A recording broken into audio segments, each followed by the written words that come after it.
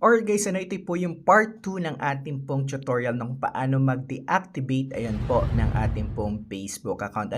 Kung ito po ay hindi mag-work sa inyo, bisitahin niyo po yung part 1 natin. And of course, ayan po, malalaman niyo po kung paano mag-deactivate ng Facebook account this 2024. So let's dive into it po. Pasok tayo sa ating pong Facebook app and of course punta kayo dito sa ating pong settings sa taas, makikita nyo dyan. Kung hindi ganyan po yung makikita makikita nyo po yung 3 line. Ayun, kung hindi pa rin po, try nyo pong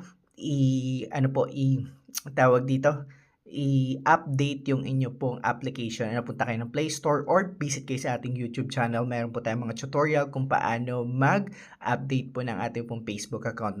So, let's dive into our tutorial po. Ayan. So, punta kayo doon sa profile picture ninyo. Of course, baba kayo guys. Hanapin nyo yung setting and privacy. Ayan, pindutin yun. Then, makikita nyo ulit dito yung setting. Of course, guys, kung wala po sa inyo ito, visit our part 1. Ayan po, makikita nyo rin po sa ating pong description box.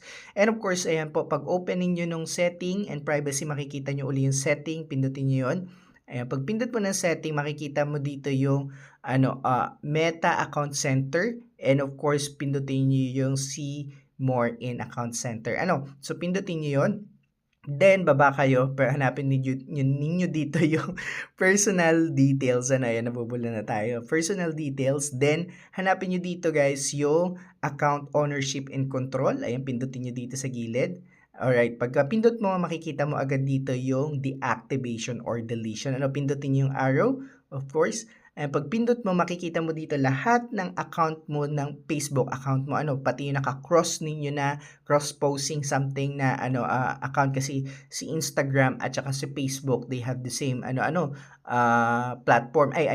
Sister company sila. Ayan po. So dito, for example, itong isang account ninyo ay gusto nyong i-deactivate, pindutin nyo lang po yung arrow. Ayan.